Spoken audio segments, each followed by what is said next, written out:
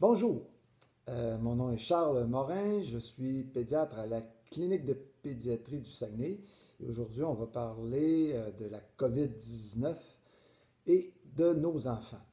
Alors, nos enfants face à la COVID-19, ils ont une particularité. Alors, la particularité, c'est qu'ils la combattent très bien. Pourquoi la combattent-ils très bien? Euh, À cela, il faut se référer un petit peu au système immunitaire. Le système immunitaire, grosso modo, si je résume, il y a le système immunitaire qu'on appelle de naissance. On va lui donner le nom, le système immunitaire inné. Alors, un nourrisson à la naissance, c'est un système immunitaire qui le protège. Et ce système immunitaire inné de naissance, euh, au cours de la vie, va prendre moins de place pour laisser place à un autre système immunitaire qu'on appelle le système immunitaire acquis ou d'acquisition de connaissances. Et puis, ben, plus on prend de l'âge, plus c'est le système immunitaire d'acquisition de connaissances qui prend sa place. Et puis, le système immunitaire inné de naissance vient un peu en retrait.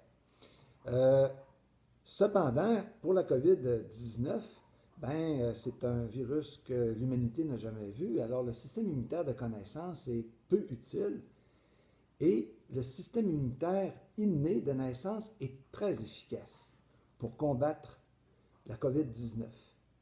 Et là, ben, vient l'explication de pourquoi, lorsqu'on regarde les statistiques venant de la Chine, venant de l'Europe, venant des pays scandinaves et de l'Amérique du Nord, on s'aperçoit que les enfants, surtout les enfants de 12 ans et moins, sont peu hospitalisés.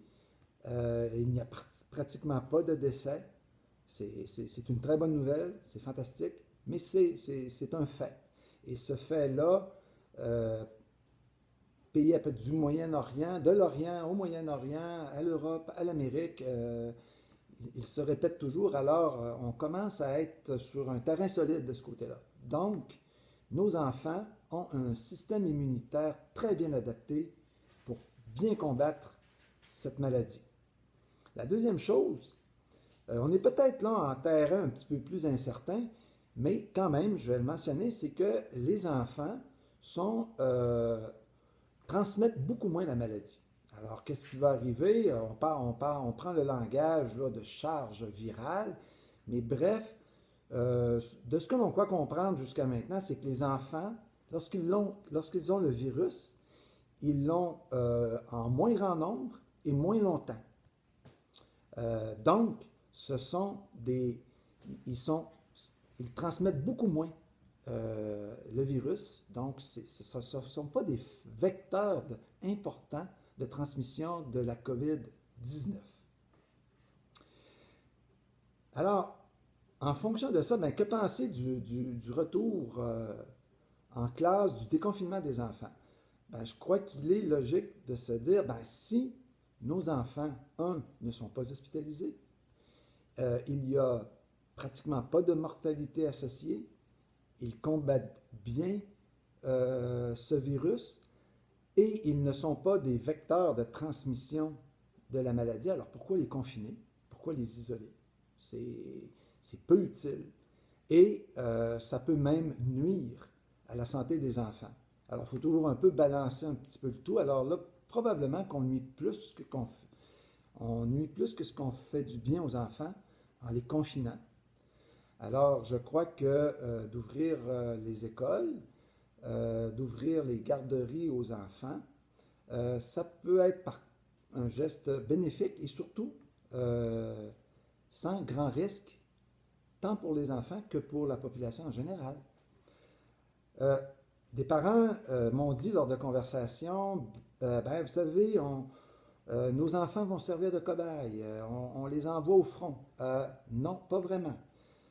Autre fait, c'est que si on regarde deux pays, le Danemark, alors le Danemark a fait un retour à l'école et dans les garderies, et celui-ci s'est très bien déroulé, sans anicroche et sans problème de santé pour nos enfants, pour les leurs, et sans problème de santé pour le reste de la population.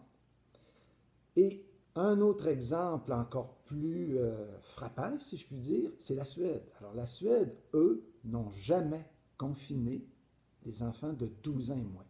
Point. Et de ce qu'ils ont observé, c'est encore la même chose. Alors, c'est-à-dire que les enfants, sans confinement, ils ont bien évolué, ils n'ont pas été plus malades et ils n'ont pas été des vecteurs de transmission importants de la maladie. Donc, alors non, nos enfants ne vont pas au front, non, nos enfants ne sont pas des cobayes. Je pense que nos enfants sont bien armés pour faire face à ce virus et en fait, ils vont fort probablement tous faire le virus, mais de façon relativement bénigne, banale. Ce sera une forme bénigne ou banale.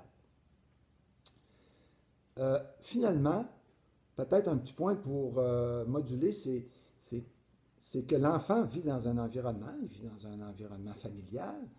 Alors, ce qu'il faut plus évaluer, je crois, c'est face au déconfinement des enfants, c'est dans quel milieu l'enfant évolue-t-il. Si l'enfant a un frère ou une sœur qui a un problème de santé particulier qui met à risque cet enfant-là, alors là, il faut se poser des questions. Il faut bien évaluer le déconfinement de l'enfant. Même chose, est-ce qu'un de ses parents a des problèmes de santé qui le mettent à risque face à la COVID-19? Ou finalement, ben, s'il vit, par exemple, dans une maison multigénérationnelle, alors là, à ce moment-là, on va poser un jugement, c'est-à-dire que peut-être qu'on va conseiller aux parents de dire non, s'il vous plaît, on ne réintégrera pas l'école pour protéger les grands-parents, étant donné l'environnement dans lequel évolue l'enfant. Mais là, vous voyez, on y va un petit peu au cas par cas. Alors, j'aimerais terminer cette capsule en vous disant que je pense que l'évolution des enfants face à la COVID est excellente. Ils se défendent bien. Ils font en grande partie une forme très bénigne de la maladie. Ils la transmettent peu. Mis à part des conditions familiales particulières, je pense qu'un retour à la vie normale pour les enfants avec toutes ces connaissances est souhaitable. Et j'espère que l'exposition de ces faits vous aidera dans votre réflexion à poser un jugement plus serein, plus assuré face au retour de vos enfants à l'école. Puis n'oubliez pas aussi, c'est un retour qui n'est pas obligatoire. Donc là-dessus, je vous souhaite une bonne réflexion. J'espère que d'avoir partagé ces informations vous seront utiles. Et je remercie le Centre intersectoriel en santé durable de m'avoir invité à faire cette petite capsule. Alors là-dessus, je vous souhaite un beau printemps à tous. Merci.